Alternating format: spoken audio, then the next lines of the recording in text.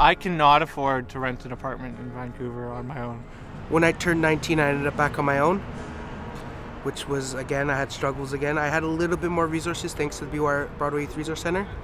I went through a few places, and then I got evicted because my landlord was, like usual, youth landlords aren't nice to youth. They think we all party, we all drug users and drunks, but that's mostly not the case. So I got evicted again. I haven't found a house in Vancouver yet. I was homeless during the summer, and I went to stay at someone's place in an SRO in the East Van. I kind of got sick of staying with the bed bugs on me, so I decided to go to Covenant House because I thought it'd be better there. I was paying $975 for a 2-bedroom apartment and $800 a month for a car, and it was too much. I couldn't afford it after I lost my job, so I had to sell the car and move out of my apartment right away. I had no options. To find a 1-bedroom, I'll have to pay $1,500 or something along the lines. I don't want to pay that. It's really hard to get your foot get your foot in here and to get a hold of your finances and everything when you're struggling just to pay rent. Well, living in Vancouver I found to be somewhat of a challenge to start out, for the fact that I came here basically with nothing and I was starting from scratch.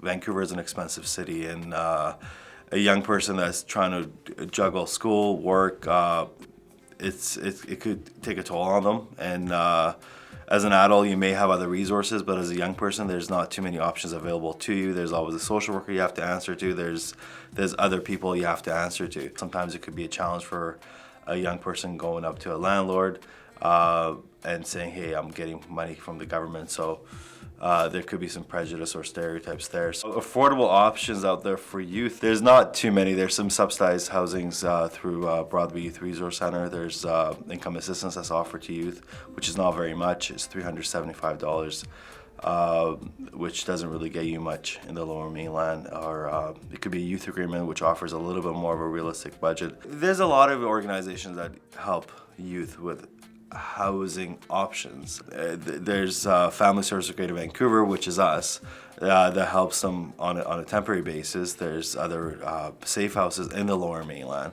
Well, we have a supported housing program, which consists of drop-in referral.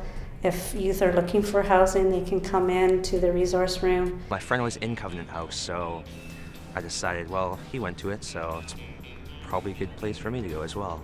Supported housing is that you get support with your housing, so as well as being subsidized for rent, you get mental health workers who can help you with your meds, and you also get dinner. It didn't take very long for me because I had nowhere to go, so I was fast-tracked into the co-op, and plus I knew somebody who had already lived there, so they gave a recommendation for me. It was pretty seamless. I didn't really do anything. I just said that I wanted to get into BC Housing, and my team at EPI handled all the work for me.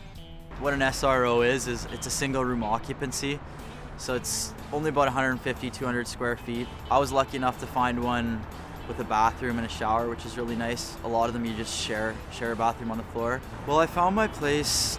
I stayed on Craigslist and I checked it quite a bit. I went and checked out a few other places and they didn't quite fit the bill. Some of these SROs are a little bit worse than other ones.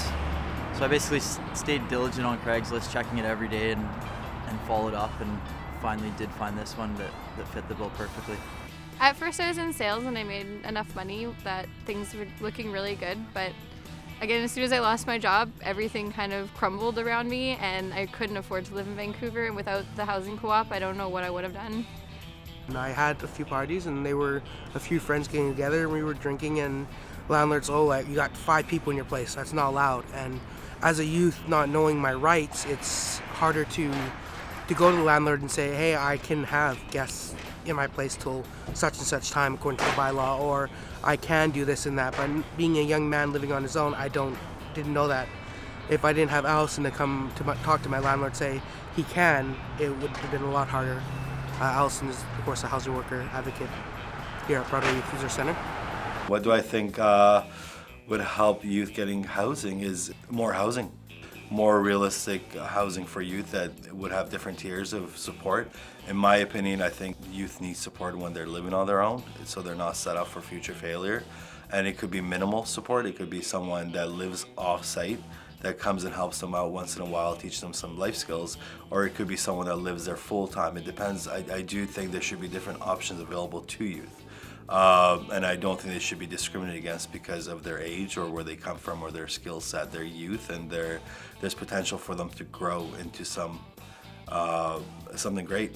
They have a potential to grow into adulthood and be able to return to society what society has given it to them.